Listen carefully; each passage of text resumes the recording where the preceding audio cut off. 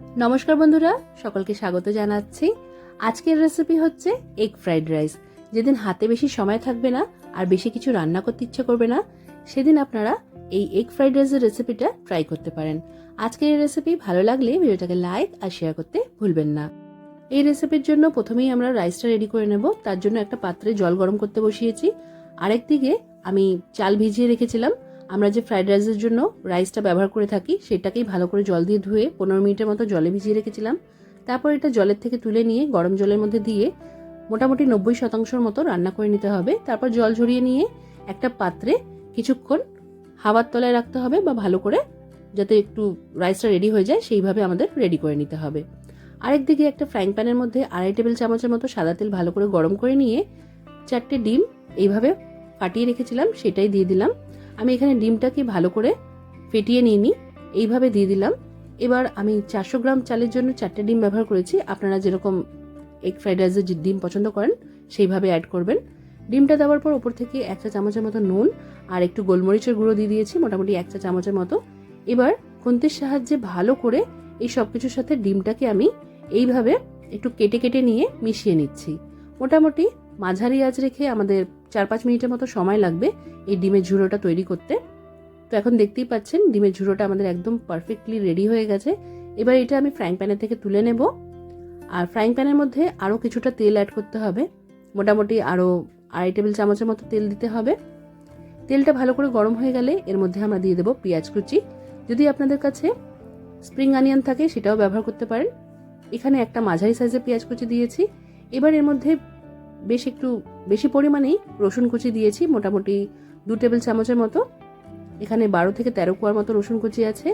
আদা কুচি এখানে একটা 1 ইঞ্চি সাইজের আদা আর 3-4টের মতো কাঁচা লঙ্কাকে ভালো করে চপারে কুচিয়ে নিয়েছিলাম, সেটা দিয়ে দিলাম। এবার যে সবজিগুলো পছন্দ করেন সেই সবজিগুলোকে ভালো করে চপ করে নিয়ে দিয়ে দিতে হবে। তো এখানে গাজর, ক্যাপসিকাম আর বিনস দিয়েছি আমি। এবার ওপর থেকে দিয়ে দিচ্ছি বাঁধাকপি। এই এগ ফ্রাইড রাইসে একটু বাঁধাকপি দিলে স্বাদটা বেশ ভালো লাগে। সব সবজিগুলোকে একটু সরু সরু পাতলা পাতলা করে কেটে নিতে হবে। সবজিগুলো দিয়ে মাঝারি আঁচ রেখে এটাকে 3-4 মিনিটের মতো ভেজে নিতে হবে। তারপর এর মধ্যে দিয়ে দিতে হবে স্বাদ মতো নুন। আমি এখানে 1.5 চা চামচের মতো নুন দিয়েছি। 1/4 চা চামচ দিয়ে দিলাম এখানে গরম মশলার গুঁড়ো, যার মধ্যে আছে দারচিনি, এলাচ আর লবঙ্গ। তার সাথে দিয়ে দিয়েছি 2 চা চামচ গোলমরিচের গুঁড়ো। আপনারা বেশি স্পাইসি পছন্দ করলে এখানে একটু চিলি ফ্লেক্সও দিতে পারেন।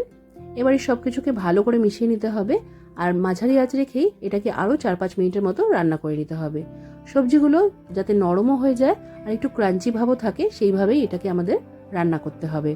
এখানে সবজি আমাদের রেডি হয়ে গেছে, মানে সেদ্ধ হয়ে গেছে। এবার এর মধ্যে আমরা ডিমের ঝুড়োটা দিয়ে একটু নাড়াচাড়া করে নেব আর যেই রাইসটা রেডি করে রেখেছি সেটা দিয়ে দেব। রাইস সবসময় 90% মতো সেদ্ধ করে নিতে হবে। তারপর ভালো করে এটাকে জল ঝরিয়ে নিয়ে একটু হাওয়ার তলায় রাখতে হবে। গরমকাল হলে তো একটু ফ্যান চালিয়ে নিয়ে ভালো করে রাইসটাকে ঝরঝরে করে নিতে হবে, তারপরেই দিতে হবে। তো এখানে পুরো রাইসটা দিয়ে দিয়েছি। এবার ওপর থেকে 2 চা চামচের মতো দিয়ে দিলাম সয়া সস। যারা একটু টক টক ফ্লেভার পছন্দ করেন তারা 1 চা চামচের মতো ভিনিগারও মিশিয়ে নিতে পারেন। এবার ভালো করে এটাকে এইভাবে খুন্তির সাহায্যে আলতো আলতো করে সব সবজি মশলার সাথে মিশিয়ে নিতে হবে।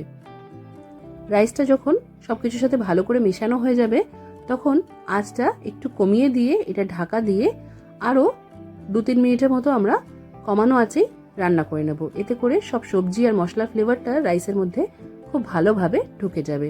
তো এখন 3 মিনিট পর আমি ঢাকাটা সরিয়ে নিলাম। এখানে আমাদের ফ্রাইড রাইস রেডি হয়ে গেছে। এটা আপনারা পছন্দসই রেসিপির সাথে সার্ভ করতে পারেন। আমি এটা চিলি চিকেনের সাথে সার্ভ করেছিলাম। আজকের এই এগ ফ্রাইড রাইসের রেসিপি আপনাদের ভালো লাগলে অবশ্যই করে ভিডিওটাকে লাইক করবেন, রেসিপিটা ট্রাই করবেন, কমেন্ট করে জানাতে ভুলবেন না যে কেমন লাগলো। আজকের মতো এখানেই শেষ করলাম। সবাই খুব ভালো থাকবেন আর সবাইকে খুব ভালো রাখবেন। ধন্যবাদ।